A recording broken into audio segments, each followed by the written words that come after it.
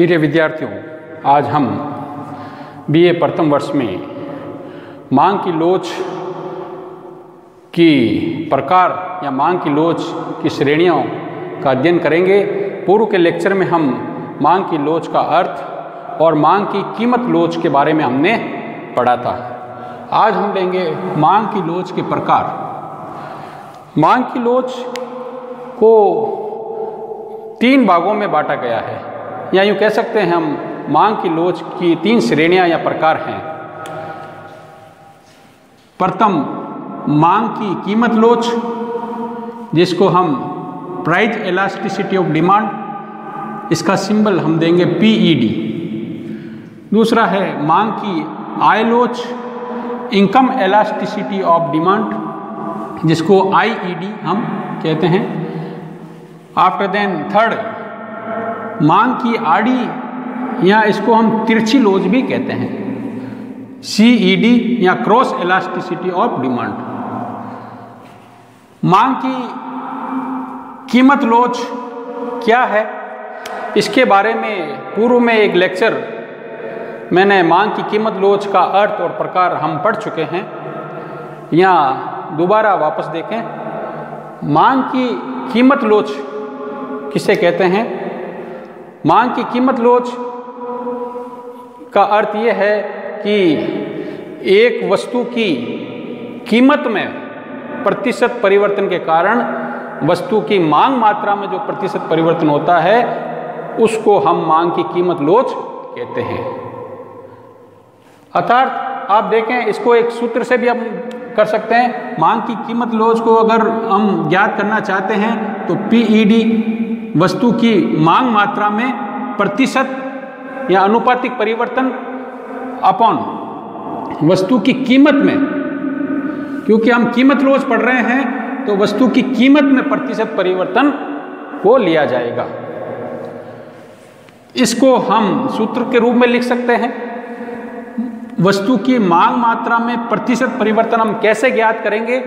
उसका सूत्र है delta Q upon Q into 100। अर्थात इसका अर्थ ये हुआ कि वस्तु की मांग में परिवर्तन अपॉन वस्तु की पुरानी या पूर्व मांग और इंटू 100। दोबारा यहाँ देख लें, डेल्टा Q हमने कैसे निकाला था? वस्तु की नई मांग माइनस वस्तु की पुरानी मांग का जब हम अंतर करते हैं तो डेल्टा Q निकल जाता है। यानी वस्तु की पुरानी मांग और वस्तु की नई मांग, तो नई मांग में से पुरानी मांग को अगर हम घटा दें तो वस्तु की मात्रा में होने वाला जो परिवर्तन है वो हमें ज्ञात हो जाता है। Q का मतलब है वस्तु की पुरानी मात्रा या पूर्व मात्रा भी हम इसको कह सकते हैं। तो Q का मतलब यहाँ पर है वस्तु की पुरानी मात्रा, वस्तु की पुरानी मांग मात्रा, ये वस्तु की नई मांग मात्रा, और Q का मतलब है वस्तु की पुरानी मांग मात्रा। तो इसको हम ऐसे, इसको हम प्रतिशत का रूप दे दिया हमने, delta Q upon Q into 100। इसका मतलब ये होता है मांग में प्रतिशत परिवर्तन। इसी तरह हम कीमत में प्रतिशत परिवर्तन भी निकाल सकते हैं, delta P upon P into 100। Delta P का मतलब है नई कीमत और पुरानी कीमत का अंतर, और P का मतलब है पुरानी कीमत, और इसको हम 100 से गुणा करते हैं तो इस पूरा एक जो हम ले रहे हैं इसका मतलब होता है कि कीमत में प्रतिशत परिवर्तन। अब देखें, इस 100 से 100 को हम कैंसिल कर सकते हैं। ऊपर का पोर्शन डेल्टा Q बटा Q रह जाता है, नीचे रहता है डेल्टा P बटा P। ये अभी जो सूत्र है PED का दिया गया है वो भाग के रूप में है। अब इसको हम गुणे के रूप में बदलना चाहेंगे तो ये पोर्शन वैसा ही रहेगा। ये जो पोर्शन है इसको हम मल्टीप्लाई में जब चेंज करेंगे तो P ऊपर आ जाएगा और डेल्टा P नीचे की तरफ शिफ्ट हो जाएगा और ये PED का सूत्र delta Q upon Q into P upon delta P हो जाता है। और अगर हम इस सूत्र को और बढ़ाना चाहें तो हम इसको ऐसे भी लिख सकते हैं, PED इज इक्वल टू, इसको हम इधर ले सकते हैं और इसको हम इधर ले सकते हैं। तो फाइनली सूत्र क्या बन जाएगा, delta Q upon delta P into P और Q। ये जो है इसको हम इधर शिफ्ट कर सकते हैं और इसको इधर शिफ्ट कर सकते हैं, तो मांग की कीमत लोच का सूत्र ये बन जाता है। अब मांग की कीमत लोच के जब हम प्रकार की बात करते हैं तो मांग की कीमत लोच के 5 प्रकार हैं, जो हम पूर्व में जो लेक्चर हमने दिया था उसमें इसके बारे में पूर्णतः पढ़ चुके हैं। मांग की कीमत लोच के 5 प्रकार या श्रेणियां हैं। पूर्णतः लोचदार मांग, पूर्णतः बेलोचदार मांग, अधिक लोचदार मांग, इकाई के बराबर मांग और कम लोचदार मांग। तो ये मांग की कीमत लोच कहलाती है। मांग की लोच का दूसरा प्रकार मांग की आय लोच है। फर्स्ट हमने लिया मांग की कीमत लोच, सेकंड हम लेंगे मांग की आय लोच। इसको हम कहते हैं इनकम इलास्टिसिटी ऑफ डिमांड। अब मांग की आय लोच में हम क्या पढ़ते हैं, मांग की आय लोच में आय को लिया जाएगा। जैसे मांग की कीमत लोच में कीमत को लिया गया था, इसी तरह मांग की आय लोच में हम आय को लेंगे। तो मांग की आय लोच का अर्थ क्या हुआ, आय में प्रतिशत परिवर्तन के कारण वस्तु की मांग मात्रा में जो प्रतिशत परिवर्तन होता है उसे हम मांग की आय लोच कहते हैं। कीमत लोच में हमने क्या पढ़ा था, वस्तु की कीमत में प्रतिशत परिवर्तन के कारण वस्तु की मांग मात्रा में जो प्रतिशत परिवर्तन होता था उसको हम कीमत लोच कहते थे।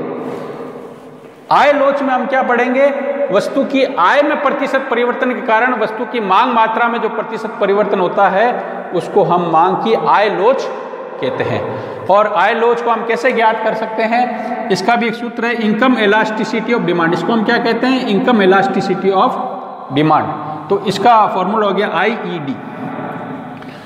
अब इसका सूत्र क्या होगा, ऊपर का पोर्शन वैसे ही रहेगा जैसे वहां पर था, वस्तु की मांग मात्रा में प्रतिशत परिवर्तन। यहां पर भी हम लेंगे वस्तु की मांग मात्रा में प्रतिशत परिवर्तन, लेकिन नीचे हम क्या दर्शाएंगे, आय में प्रतिशत परिवर्तन।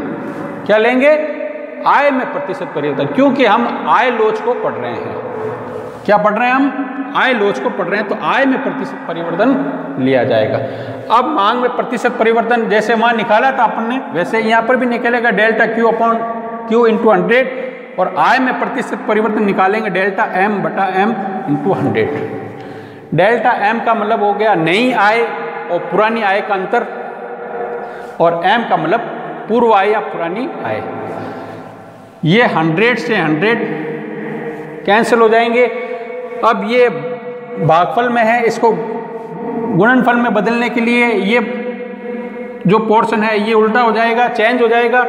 गुणे में जब हम बदलते हैं तो M अपॉन डेल्टा M। तो इस तरह से, और इसमें भी हम चाहे तो इसको इधर शिफ्ट कर सकते हैं और इसको इधर शिफ्ट कर सकते हैं। तो फाइनली सूत्र हो जाएगा IED is equal to delta Q delta M into MQ। इस तरह से भी हम लिख सकते हैं इसको, ऐसे भी हम डिनोट कर सकते हैं और ऐसे भी हम इसको शो कर सकते हैं। ये थी मांग की आय लोच। अब आय लोच के 3 प्रकार हैं। मांग की आय लोच 3 प्रकार की होती है, धनात्मक आय लोच, ऋणात्मक आय लोच और शून्य आय लोच।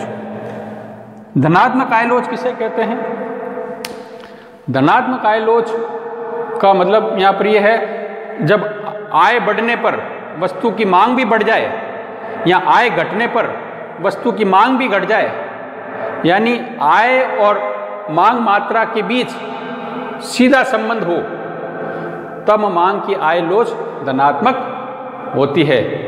और ये लोच किस वस्तु में पाई जाती है, श्रेष्ठ वस्तुओं में। श्रेष्ठ वस्तुएं श्रेष्ठ वस्तु में मांग की आय लोच क्या होती है? पॉजिटिव या धनात्मक होती है। आय बढ़ने के साथ साथ उस वस्तु की मात्रा भी बढ़ेगी और आय घटने के साथ साथ उस वस्तु की मात्रा भी घट जाएगी। तो ऐसी स्थिति को हम धनात्मक आय लोच कहते हैं। यूँ कह सकते हैं हम, अगर यहाँ हम आय लें, यहाँ मांग मात्रा लें, अगर आय बढ़ती है तो मांग मात्रा भी इस वस्तु की बढ़ेगी, तो इस स्थिति को कहते हैं। और यहाँ आय घट रही है तो मांग मात्रा भी घट रही है, तो ये धनात्मक स्थिति कहलाएगी।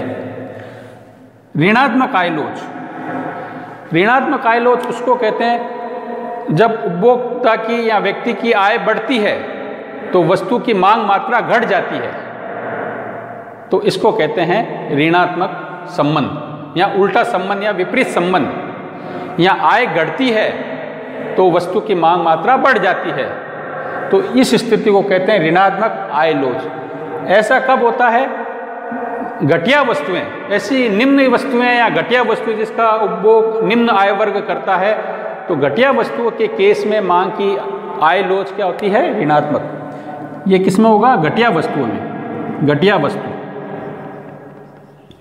घटिया वस्तु में मांग की आय लोच ऋणात्मक होती है। शून्य आय लोच, कुछ वस्तुएं ऐसी है जिसका आय से कोई संबंध नहीं है, जैसे नमक।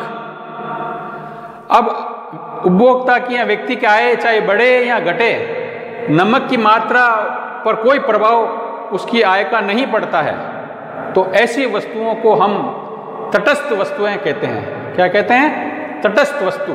तो जब आय में तो परिवर्तन हो रहा है लेकिन मांग में कोई परिवर्तन नहीं हो रहा है, वस्तु की मांग नहीं बदल रही है, तो ऐसी स्थिति को हम शून्य आय लोच कहते हैं। तो ये वस्तुएं कौन सी होती है? तटस्थ, तटस्थ वस्तु। तटस्थ वस्तु में जो न्यूट्रल गुड्स, जिसको हम कह सकते हैं न्यूट्रल गुड में जो है जीरो आय लोच होती है। तो अब यहाँ देखें, दोबारा सुने आप, आय लोच के 3 प्रकार हैं: धनात्मक, ऋणात्मक और शून्य। जब आय बढ़ने पर वस्तु की मांग मात्रा भी बढ़ जाती है, यानी सीधा संबंध है, तब आय लोच धनात्मक होगी। और ऐसा कौन सी वस्तुओं में होता है? श्रेष्ठ वस्तुओं में। दूसरा है ऋणात्मक आय लोच। जब आय बढ़ने पर वस्तु की मात्रा घट जाती है, मांग मात्रा में कमी आ जाती है, तो इसको उल्टा या ऋणात्मक संबंध कहते हैं। और ये इस वजह से ये आय लोच कहलाती है, ऋणात्मक आय लोच। और ऐसा कब होता है? घटिया वस्तुओं में। घटिया वस्तुओं के संदर्भ में आय लोच ऋणात्मक होगी। तीसरा है शून्य आय लोच। जब आय में तो परिवर्तन हो रहा है लेकिन उसका प्रभाव वस्तु की मांग मात्रा पर बिल्कुल नहीं पड़ रहा है। जैसा भी हमने एग्जाम्पल लिया था नमक की मांग, तो नमक की मांग का आय से कोई संबंध नहीं है, चाहे उपभोक्ता के आय बढ़े या घटे, वो जितने नमक की मात्रा परचेज कर रहा है कंज्यूमर उतना ही रखता है, इसलिए यहाँ पर आय लोच जो है शून्य होगी। नेक्स्ट आते हैं हम आड़ी या तिरछी लोच, जिसको हम कहते हैं क्रॉस इलास्टिसिटी ऑफ डिमांड यानी CED। अब देखें यहाँ पर दो वस्तुओं में आपस में संबंध होता है, या कई संबंधित वस्तुओं की जब हम बात करते हैं, संबंधित वस्तुओं की जब दो वस्तुएं हम ऐसे लेते हैं जो एक दूसरे से संबंधित है, तो संबंधित वस्तुओं में जब हम मांग की लोच निकालना चाहते हैं, तो ऐसी दशा में संबंधित वस्तुओं की जो मांग लोच होती है उसको हम आड़ी या तिरछी लोच कहते हैं। तो जब दो वस्तुएं आपस में संबंधित है तो उन वस्तुओं में जब मांग की लोच ज्ञात की जाती है तो उसको हम आड़ी या तिरछी लोच कहते हैं। अब यहाँ देखें, आड़ी और तिरछी लोच में हम एक वस्तु की कीमत लेंगे और दूसरी वस्तु की मांग मात्रा ली जाएगी, यानी वस्तुएं दो होगी। एक वस्तु की कीमत ली जाएगी, कीमत में परिवर्तन लेंगे, उसका प्रभाव उससे संबंधित वस्तु यानी दूसरी वस्तु की मांग मात्रा पर क्या पड़ रहा है, उसका अध्ययन हम आड़ी लोच में करते हैं। कीमत लोच में हमने एक ही वस्तु को लिया था, एक ही वस्तु की कीमत और एक ही वस्तु की मांग मात्रा ली थी, वो थी मांग की कीमत लोच। लेकिन आड़ी लोच में हम दो वस्तुएं ले रहे हैं जो एक दूसरे से संबंधित है। तो संबंध के आधार पर वस्तुएं दो प्रकार की होती है। यहाँ देखें आप, दो प्रकार की वस्तु होती है संबंध के आधार पर। पूर्ण प्रतिस्थापन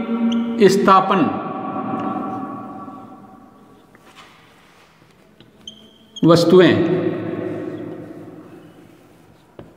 और दूसरा है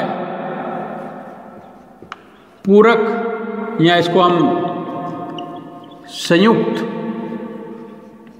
वस्तुएं भी कहते हैं।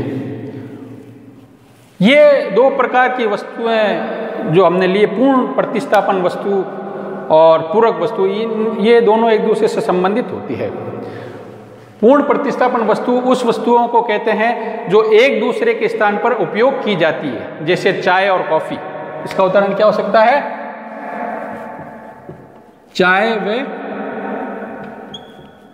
कॉफी, चाय और कॉफी। इसी तरह पेप्सी और थम्सअप, कोल्ड ड्रिंक्स में हम ले सकते हैं पेप्सी और थम्सअप, ये भी एक दूसरे के पूर्ण स्थापन वस्तु कहलाती है। तो उन वस्तुओं को पूर्ण स्थापन वस्तु कहते हैं जो एक दूसरे के स्थान पर उपयोग की जाती है। दूसरा देखें पूरक वस्तु। पूरक वस्तु उन वस्तुओं को कहते हैं जो जिसमें एक आवश्यकता को पूरा करने के लिए जब दो वस्तुओं की एक साथ मांग की जाती है तो उसको हम पूरक या संयुक्त वस्तुएं कहते हैं। जैसे लिखने की आवश्यकता को पूरा करना है तो हमें पेन के साथ स्याही भी चाहिए। पेन और स्याही क्या हो गया? पूरक वस्तुएं। इसी तरह यदि हमको एक स्थान से दूसरे स्थान पर जाना है तो कार के साथ पेट्रोल भी चाहिए, तो कार और पेट्रोल क्या हुआ? पूरक वस्तु हुई। जैसे हमें क्रिकेट खेलना है तो क्रिकेट खेलने के लिए बैट के साथ बॉल भी चाहिए, तो बैट और बॉल पूरक वस्तु का उदाहरण हुआ। अगर शेविंग करनी है तो रेजर के साथ ब्लेड भी चाहिए, पूरक वस्तु का उदाहरण हुआ। तो कई उदाहरण है, जैसे हम लिख सकते हैं कार व पेट्रोल, ये पूरक वस्तु का उदाहरण है। तो ये ऐसी संबंध के आधार पर दो प्रकार की वस्तु होती है, पूर्ण स्थापन वस्तुएं और दूसरी है पूरक वस्तुएं। अब आप देखें आड़ी लोच किसे कहते हैं। तो आड़ी लोच में हम एक वस्तु की मांग मात्रा लेंगे और दूसरी वस्तु की कीमत में परिवर्तन को लिया जाएगा। तो देखें इसमें x वस्तु की मांग मात्रा में प्रतिशत परिवर्तन, यह हमने क्या लिया है? x वस्तु को लिया है। नीचे हम क्या लेंगे? y वस्तु की कीमत में प्रतिशत परिवर्तन, या यूं कह सकते हैं चाय की मांग मात्रा में प्रतिशत परिवर्तन, कॉफी की कीमत में प्रतिशत परिवर्तन। जैसे अगर आप पूर्ण स्थापन वस्तु ले रहे हैं या पूरक वस्तु ले रहे हैं तो कार की मांग मात्रा में प्रतिशत परिवर्तन अपॉन पेट्रोल की कीमत में प्रतिशत परिवर्तन। इस तरह से हम आड़ी लोच बता सकते हैं। तो x वस्तु की मांग मात्रा में प्रतिशत परिवर्तन कैसे बताएंगे हम? डेल्टा Q अपॉन x और QX इंटू 100, ये x वस्तु की मांग मात्रा में प्रतिशत परिवर्तन हुआ और y वस्तु की कीमत में परिवर्तन के लिए PY लिखना पड़ेगा हमको। ये y वस्तु की कीमत, ये 100 से 100 कैंसिल हो जाता है, ऊपर ये बच जाता है। इसको हम गुणनफल में बदलेंगे तो ये चेंज हो जाएंगे, PY ऊपर आ जाएगा और डेल्टा P नीचे आ जाएगा। तो ये फाइनली क्रॉस इलास्टिक डिमांड का सूत्र बन जाएगा। अब मांग की आड़ी लोच के भी 3 प्रकार हैं, धनात्मक, ऋणात्मक और शून्य। तो पहले लेते हैं धनात्मक। धनात्मक आड़ी लोच उसको कहते हैं जिसमें एक वस्तु की कीमत बढ़ने पर दूसरी वस्तु की मांग मात्रा बढ़ जाती है, तो उसको धनात्मक आड़ी लोच कहते हैं। धनात्मक आड़ी लोच पूर्ण स्थापन वस्तुओं की स्थिति में देखने को मिलती है। जैसे चाय की कीमत बढ़ती है तो चाय की कीमत बढ़ने की वजह से व्यक्ति चाय के स्थान पर कॉफ़ी की मांग बढ़ाना शुरू कर देता है, तो कॉफ़ी की मांग बढ़ जाती है। तो चाय की कीमत बढ़ने से क्या बढ़ रहा है? कॉफ़ी की मांग बढ़ जाती है। तो ये चाय और कॉफ़ी कौन सी वस्तुएं हैं? एक दूसरे के स्थान पर उपयोग की जाने वाली पूर्ण स्थापन वस्तुएं हैं। और पूर्ण स्थापन वस्तुओं में जो है मांग की आड़ी लोच जो है धनात्मक होती है। तो मांग की आड़ी लोच धनात्मक किसमें होगी? पूर्ण स्थापन वस्तु है। पूर्ण स्थापन वस्तु यानी चाय और कॉफी। इस दशा में मांग की आड़ी लोच क्या होगी? धनात्मक होगी। दूसरा देखें ऋणात्मक आड़ी लोच। ऋणात्मक आड़ी लोच का मतलब यह है कि एक वस्तु की कीमत तो बढ़े लेकिन उसका प्रभाव दूसरी वस्तु की मांग मात्रा पर इस तरह से पड़ता है कि उसकी मांग मात्रा घट जाती है। तो इस दशा को हम ऋणात्मक आड़ी लोच कहते हैं। ये ऋणात्मक आड़ी लोच हमें पूरक वस्तु या संयुक्त वस्तु में देखने को मिलती है। जैसे यदि कार की कीमतें बढ़ रही है, कारें महंगी हो रही है, तो कार की कीमत बढ़ने का प्रभाव ये होगा कि व्यक्ति कारें कम खरीदेंगे, जिससे पेट्रोल की मांग मात्रा घट जाएगी। पेट्रोल की मांग मात्रा क्या हो जाएगी? क्यों घट रही है पेट्रोल की मांग मात्रा? क्योंकि कार महंगी हो रही है। यदि कारें सस्ती हो जाती है तो ऐसी स्थिति में ज़्यादा या अधिक से अधिक लोग कारें रखना पसंद करेंगे क्योंकि कार की कीमत गिर रही है। तो उस दशा में अधिक कारें खरीदने की वजह से पेट्रोल की जो मांग मात्रा है वो बढ़ जाती है। यानी इसमें उल्टा संबंध होता है पूरक वस्तुओं में। इस वजह से पूरक वस्तुओं की दशा में मांग की आड़ी लोच कैसी हो जाएगी? ऋणात्मक। पूरक वस्तुओं में कैसी हो जाएगी? पूरक वस्तु में जैसे कार और पेट्रोल, तो ये ऋणात्मक आड़ी लोच हो जाती है। तीसरा देखें शून्य आड़ी लोच। शून्य आड़ी लोच किसको कहते हैं? मांग की धनात्मक आड़ी लोच और ऋणात्मक आड़ी लोच केवल उन्हीं वस्तुओं में संभव है जिसमें दो वस्तुएं आपस में संबंधित हो। ऐसी दो वस्तुएं जिनमें कोई संबंध नहीं है, जैसे हम एग्जाम्पल ले सकते हैं नमक या और कार। अगर कार की कीमत बदल रही है तो उसका प्रभाव नमक की मांग पर बिल्कुल नहीं पड़ेगा। तो इनमें कोई संबंध नहीं है। या और देख सकते हैं हम कई तरह की वस्तुएं ले सकते हैं, जैसे मेज, टेबल या मेज ले लें हम। मेज और नमक में कोई संबंध नहीं है। या कार और शक्कर ले लें, शुगर, चीनी। कार और चीनी के बीच में कोई संबंध नहीं है। तो जब दो वस्तुओं में आपस में कोई संबंध नहीं है, असंबंधित वस्तुएं हैं, तो वहां आड़ी लोच जो है शून्य होती है। कैसे होती है? जैसे कार की कीमतों में कितना ही बदलाव आ जाए, बढ़ जाए या घट जाए, लेकिन नमक की मांग मात्रा पर उसका कोई प्रभाव नहीं पड़ेगा क्योंकि दोनों वस्तुएं संबंधित नहीं हैं। तो ऐसी दशा को हम शून्य आड़ी लोच कहते हैं। तो शून्य आड़ी लोच कहाँ पाई जाएगी?